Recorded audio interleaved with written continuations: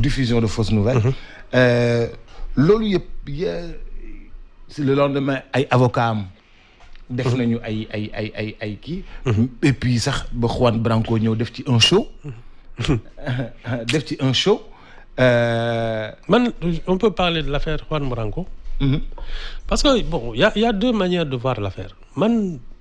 Effectivement, bi mu ne salam alaikum, je me suis dit quand même, si il est considéré comme un ennemi de l'État sénégalais, parce qu'on a même porté plainte contre lui. Voilà, contre lui. Okay. Ce serait quand même une grave défaillance de nos renseignements de ne pas savoir ce qu'il devient. Mais à réfléchir deux fois. Tu sais, boups, je me suis dit, qui c'est un enfant gâté qui joue à vivre dangereusement, quoi. Il s'ennuie. Il s'ennuie en France. Est-ce que Djarna, effectivement, nous avons l'argent du contribuable pour lui donner le beau rôle? Non. Non. C'est un rigolo. Juan Branco, c'est un rigolo. Non, parce que si il avait quelques influences ou quelque part que ce soit, boups, d'où Ousmane Sonko, d'où tas Pastef. Ah, waouh. Qu'est-ce que son arrivée a changé? Non, je pense que c'est un rigolo qui joue à se faire peur. À mon problème de dépense, je vis dangereusement chez les nègres. C'est tout, hein. Qui du coup, ça devenu une charge. di ko jàpp sax dafa lay indil charge. bàyyi ko muy golo-golo. bàyyi ko muy golo. di tëb di daal. On est. Non. Pourtant, c'était quelqu'un qui défendait beaucoup les gilets jaunes en France. C'est un enfant gâté. C'est un enfant gâté. Un gosse de riche, quoi, qui... Il s'ennuie chez lui, il vient sans...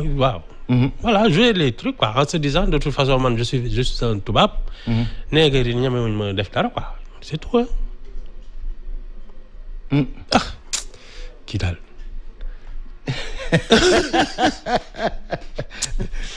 yow daal doo si sax.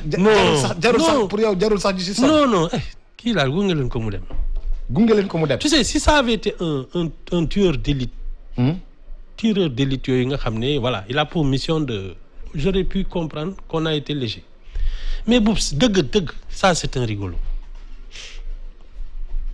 Non ouais. Ni Ousmane Sonko engagé yëf yi du nu mu jugee ci syndicalisme ñëw ci politique wala syndicalisme ak politique dafa parce qu'en fait il avait plutôt l'air d'un leader syndical qu'un homme politique ou un homme d'État. Parce que en fait mon syndicalisme la njëkkee xëy na syndicalisme pour man dafay dem politique mais dans ses agissements il avait plutôt l'air d'un leader syndical qui faisait des revendications et qui était sûr de lui parce que c'est un syndicaliste que personne n'allait l'arrêter. En fait man li ma gën a jaaxal Boubs dans justement l'attitude de Ousmane Sonko c'est quand même un produit de l'école nationale d'administration. C'est un produit de l'école nationale d'administration. Ça veut dire que lui, en principe, c'est un homme d'État. En principe. Parce qu'il a été formé pour ça.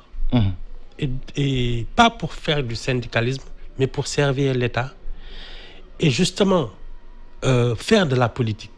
Et d'ailleurs, je pense que c'est sa formation. Parce que quand tu travailles au service de l'État, les impôts qu'il y a eu, je pense que tu es tous les jours confronté aux Sénégalais. Et que donc, tu sais à peu près comment ils réfléchissent, comment ils fonctionnent avec eux. Et c'est peut-être ça qui a fait que son discours a mordu. Parce qu'il est indéniable qu'il avait une force d'attraction. Maintenant, moi, ce qui m'étonne, c'est justement que parce qu'il a eu cette formation, il ne devait pas se tromper.